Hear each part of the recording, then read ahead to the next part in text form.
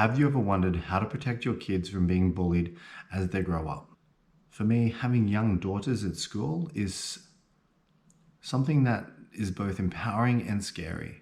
Empowering because I see these young girls with vibrance, with vitality, with character, and I just get excited for the immense amount of joy that they're going to have as they go through their schooling years. But at the same token, I'm also petrified because I don't want to see them get hurt. Needless to say, bullying is not exclusive to girls. It is very much present with boys too.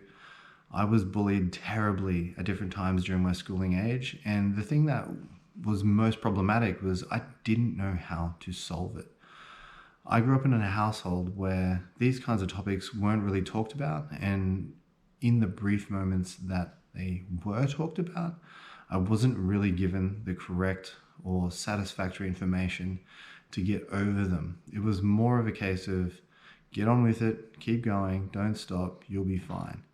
Which in adulthood actually led me to be extremely submissive. It also led me to be quite dysfunctional in social settings, and I don't wish for any child to have to go through that. So if your child is going through bullying right now, this is a video for you, and I'm going to share with you what's worked in preparation for my kids to deal with conflict in the playground and bullying in general. But also, if you have a child who you know is somewhat of a bully and you don't know how to deal with them, you don't know how to help them regulate their emotions and operate functionally, this is going to be great for you because I'm going to give you the tools that will enable you to debunk the kinds of problems that they're going through mentally, decode the reasons behind why they act the way that they do, and to help bring about a more fruitful, harmonious life for them. For myself, I set a goal for my kids. I know for a fact that they're going to have difficult challenges with school. They're going to meet people who are going to engage with them in a power struggle, and maybe they don't necessarily understand that it's a power struggle, but they're going to engage in these times. And they're going to feel pushed and prodded. They're going to react in certain ways, and they're going to be reacted to. Maybe it results in a conflict, maybe it results in a fight, and I want to arm them to the teeth with the right tools in order to de-escalate these kind of challenges so that they come home to me and say, hey, I had a fight with my friend, but instead of going over the top, ending up in fisticuffs, I actually de-escalated the challenge, de-escalated the mood, and we were able to still be friends. Imagine the feeling, the power, the satisfaction as a parent of being able to do that for your child. So although I had those challenges when I grew up, I was ignorant to how it would apply to my own kid's life. And I'll tell you a story. So we moved from Brisbane to the Gold Coast, and the neighbourhood welcomed us with open arms. But as luck would have it, there was a boy next door who, for some reason, likes to lash out, likes to project, likes to hurt other people. And he, for some reason, saw my little girls as a target. And I was lucky enough to convey to him that, firstly, the behavior is not appropriate, and secondly, that he was no longer supposed to be anywhere near my children. That was fine in our neighborhood, but then I learned that he actually went to the same school as my kids. So I realized, yeah, I'm not going to be able to monitor what goes on for all of these people and mitigate any potential threats. I'm going to have to think differently. And that thinking process led me to the understanding that I've got to give my kids the tools to assess the types of people who are on their team and who are not, and to avoid interactions with those people who are not on their team, stick with the people who are on their team. But if the circumstance of having to interact with the people who are not on the team arises, that they have the tools in order to bring down the level of conflict and remove themselves from the risk of harm. This is what I did. Initially, as I said, you want to be on the lookout for people who are trying to hurt you and remove yourself from their presence. By doing that, you're going to be out of harm's way and it's going to be all fine. Then I realized, well, there's going to be more than just, say, the one boy next door at school who's kind of in the bully category. Because of this, I knew that different tools needed to be added. First and foremost, it was the assessment of who is around. What are they up to? Are they the kinds of people that you would hang out with? Are they selfish? Do they care about you, or do they just care about themselves? The second thing that I did was I enrolled them in Brazilian Jiu-Jitsu. It's a great sport, so you're going to build mind and body, but also it gives you the ability to deal with face-to-face confrontation in a way that's non-violent, in a way that allows you to have control over your mind, control over the scenario, and to remove yourself safely from the environment. It's a great problem-solving martial art where you have a challenge when someone is trying to submit you or trying to dominate you, and you know that you can breathe through this, use your techniques effectively, get away from the threat. The third thing that I did is I made sure to keep close tabs on my kids every day. Ask them about their day. It wasn't a high risk kind of conversation where I go, was anyone bullying you? No, it's not like that at all. I just inquire, hey, how was your day? Did you have fun with your friends? Did you run into any problems? And because I'm close to them and that I'm emotionally available to them, they're willing to talk about the things that went well, the things that didn't go so well, where they made mistakes, where other people might have made mistakes that hurt them, and to regulate through those mistakes.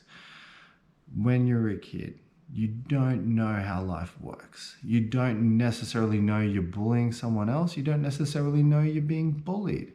The thing is, we build attachment to other people in a cyclic manner. And we form a bond that's not necessarily of our making, but we form that bond and we continue those cycles of behavior. And it's up to us to come out of passivity and move into a more conscious state where we actually go, does this actually work for me? And then to go yes or no. If it does work for you and it's happy and healthy and it's progressive and it helps you to grow, then you want to continue on with that path. When I have the conversations with my kids, I ask them questions like, well, how did that make you feel? Did you like the interaction that you had? What would you have liked instead of what had come up for you? And they tell me what they think. They tell me what they want. And then from there, I ask them if they know how to get it. And if they don't know how to get it, I help them walk through the process of getting what they want. So when my girl came home from school, and she said she'd had a fight with her friends and her friends no longer want to be friends with her, I'm going, well, you're 5 years old. This is how the playground kind of works. And I asked her a couple of questions. One of which was, well, what happened? Tell me from your point of view what happened. And she told me what happened and continued on with the narrative of they're no longer my best friends and da da da da da. And I said, okay, well, tomorrow when you show up to school, you say, hi, how are you today? Do you want to play? And you're going to know straight away if they want to be friends with you because they're going to give you a yes or a no. In my view, a lot of the time, schoolyard social interaction is highly reactive. It's not intentional. It doesn't mean necessarily how it looks. So they might have said, oh, I don't want to be a BFF today. But tomorrow, really, you've realized that it was just an emotional outburst that was fleeting in the moment and didn't really carry any weight at all. But of course, at the age of 5, these things weigh heavy. They seem absolute. And it's our job as parents to encourage them to continue to interact with people that have meaningful relationships with them so that they don't miss out on the fruits of having great social interactions. But when it comes to actual bullying, where someone is targeting someone else and it's because they're weaker or not as strong and they're an easy prey, that requires a different level of mindset. And of course, in the schoolyard, you want to involve the school in this, and hopefully they come to the party and mitigate the threat and educate the kids' parents on what's going on and come to an amicable solution. But at the same time, you want to arm your kids to the teeth with how to defend themselves. Often, kids who are bullies, they're just unloved, they're neglected, they don't have the emotional intelligence to communicate their needs, wants, and desires adequately. And they grow up in volatile environments where their emotional needs aren't met. So by listening to what they're saying, rather than mitigating, rather than dismissing or rejecting, by having an empathetic ear, you can actually de-escalate the kinds of bullying effects. It's not a one-size-fits-all kind of situation, and at the kid level, kids are not like super experienced in life, and this kind of training is going to take time. But the reason we want to start at this age is because these kinds of behaviors are ever present. It doesn't matter how old you are, they're going to continue on as long as life lasts. As you might have gathered, this is a rather large topic, so I go into much more detail in my newsletter. Click the link below, but also I'm going to go into the detail of the psychological principles that this is directly related to, more for those more technically minded types of people right at the end, so stay tuned for that. What I've found really works in order to pull this off is active listening. I listen to my kids. I listen to what they say. I try to read between the lines. I let them speak, and I try to be uninterruptive. If I interrupt, it disrupts their pattern of thinking, it disrupts their thought, and they don't get to convey exactly what they're thinking. When they talk from an emotional point of view, they're not structured, they're not linear. It's really difficult to get a straight answer. But the thing is this, is you can come back with clarifying questions. So did you mean this, this, and this when they tell you a story? And they'll clarify what they're saying for you. By allowing them to speak, firstly, it validates and acknowledges the fact that they're going something which is troublesome. And if you don't do this, what they're going to do is resort to secrecy and deception. They're going to dismiss that there's even a problem, and that can snowball into the future. What you don't want is to have them have a bully at school, which are bullying them like crazy, but because you've taught them to shun and reject their own problems, that they don't even voice it to you. That can lead to other challenges in a psychological manner, in a functional manner, some of which I believe are on the depression end of things, and you just don't want that. By taking the time, it could be 5 minutes, it could be 5 hours, whichever way, is taking the time to listen to what they have to say. No matter how much merit you believe it has, listen to them, because it's not about what they're saying, it's about the fact that you've opened up a channel that means that they're open to telling you about what's going on. There's nothing worse in my book than having a child that can't voice their opinions, thoughts, problems to their parent, because parents are the ones who can solve these problems with their child. The child doesn't have the tools and isn't equipped and doesn't have the experience in order to solve these problems. And that moves on into adulthood too. I have problems, and I love spending time talking to my wife about those problems because I like hearing her point of view. I like being able to vent the challenge, not at her, but looking for someone else to validate what I'm going through and provide some form of support. We're human beings. We thrive on having other people validate, acknowledge, and support what we're going through. If we could solve it all on our own, we would. But the fact of the matter is, being in the problem makes it really difficult to see the solution. So you imagine yourself as a small child at school being bullied. You're finding your life is getting more difficult every single day. This person's preying on you. Nothing's getting done. People are seeing it and you can't get it fixed. You want to go home and tell your parent about it. They dismiss you. You're feeling like, oh my God, no one's on my team. I don't know what to do. Imagine how that snowballs as life moves on. That's where, really problematic psychological problems start to creep out, and we don't need that and we don't want that. What we want is, there's a problem, we want to talk about it, there's openness, there's active listening going on, and when we talk about these challenges, the opportunity to create a solution becomes available. One of the key components to what you want to do when your child is going through a troublesome time like this is understand that it's not like you give them one single instruction and then they go and execute it. Dealing with confrontation is a skill that requires training and requires consistency. They're going to react emotionally, so that's fight, flight, and freeze. One of those is going to kick in if they don't have autonomy and excellence over those kinds of scenarios. When that happens, they could lash out back themselves and get themselves in trouble. They could say something that they didn't mean and get themselves in trouble. They could freeze and get themselves hurt.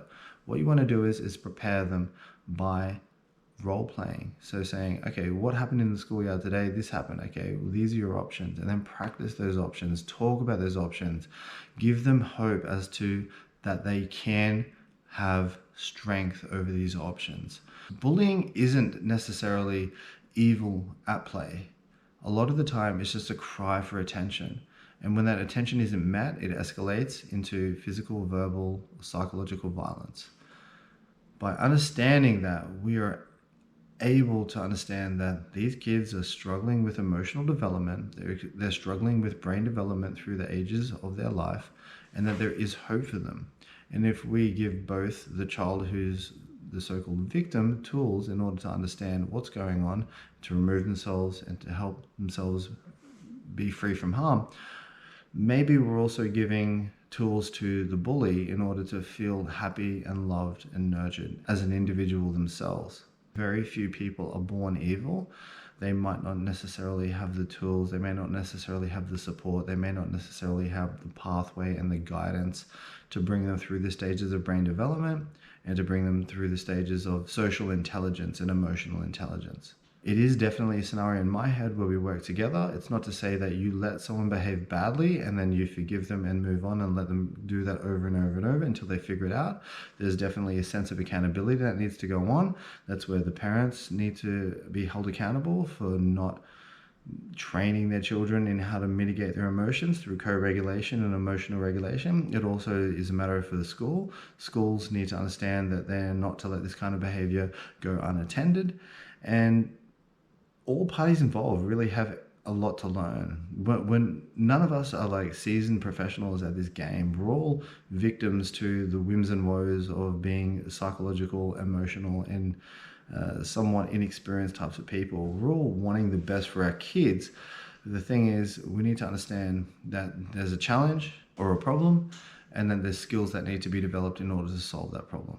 Now, like I said before, and the reason I harp on about this is because it's so important to have an indelible solution in print form that you can refer to in order to give your kids the best sound advice in order to survive bullying, or if they are a bully, to help them co-regulate and self-regulate against being a bully, to get emotional intelligence, to get emotional attachment in a positive way rather than to lash out and be violent.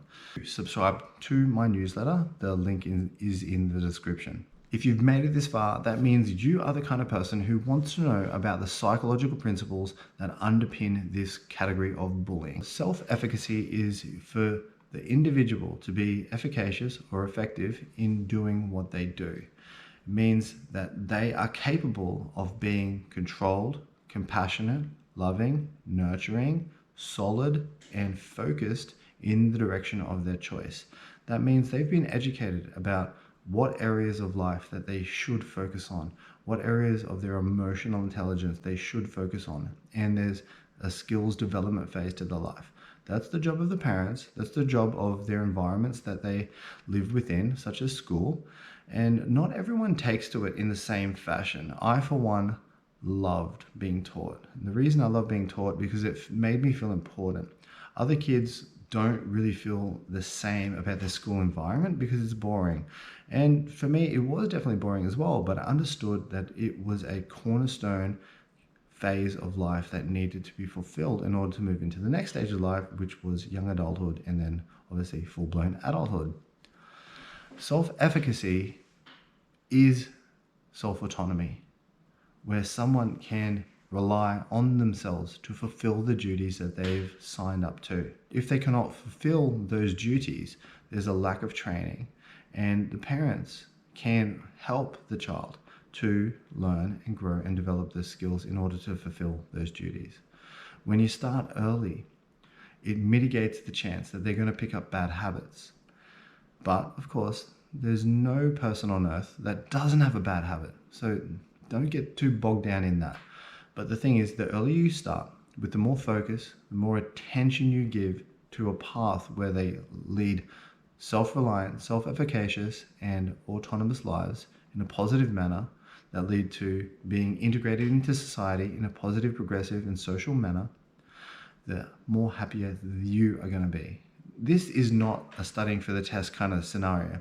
This is where you integrate great practices, great food, great exercise, great social interactions. It's health, wealth, and relationships, right? The quality of your interactions, what you get out of what you do, all of those positive potential experiences that a person could have. So starting that early is really important. And I'm speaking to people who have that fear around being social, that fear around not having a certain level of affluence and integrating to society because they feel shame or guilt around how broke or poor they might be. You still have value.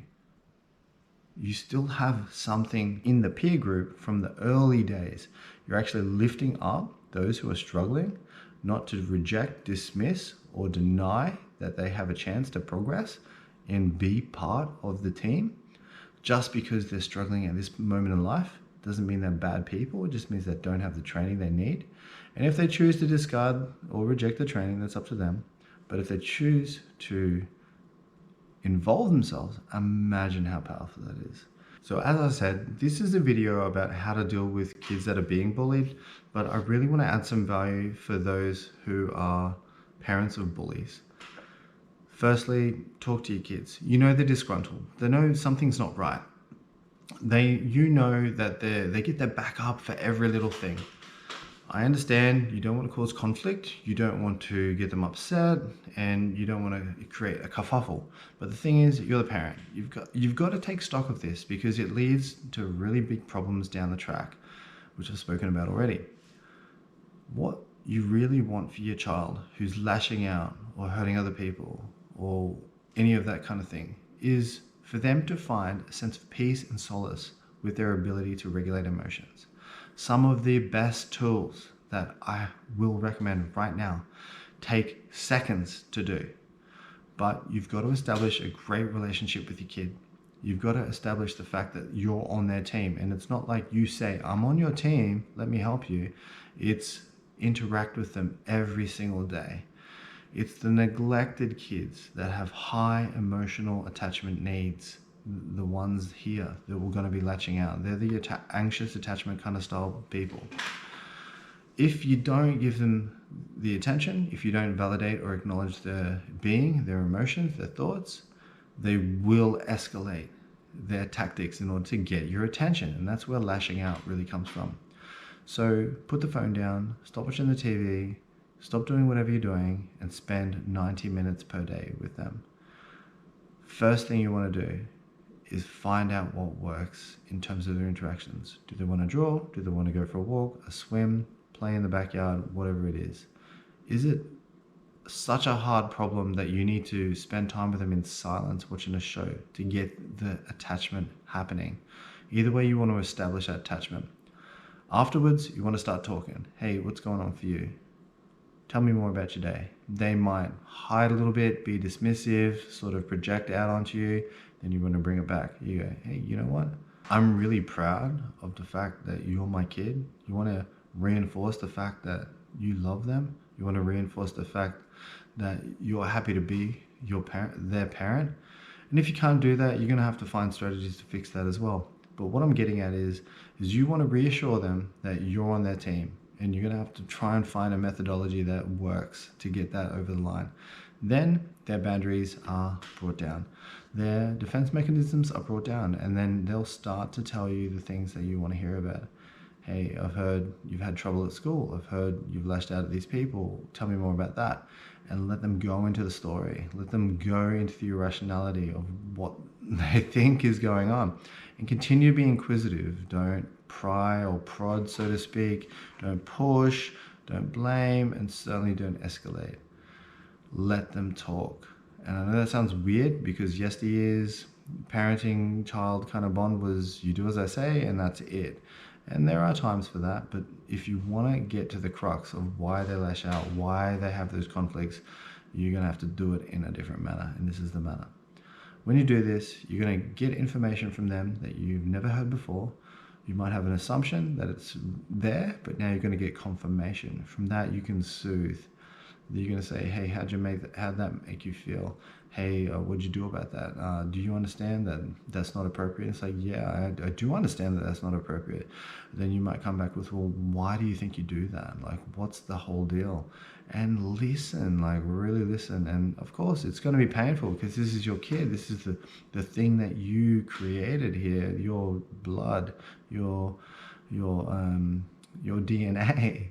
And it's going to hurt because you feel for them. You want the best for them. You want them to have a thriving life, and you don't want them to suffer. But the thing is, if you don't go to the depths here, you are not going to solve this problem. By solving this problem, you're going to give them the opportunity to be happy, be socially intelligent, make great friends, make great husbands and wives, be great parents. To me, that payoff is worth every single cent. If you really want to know what kids want, check this video out next.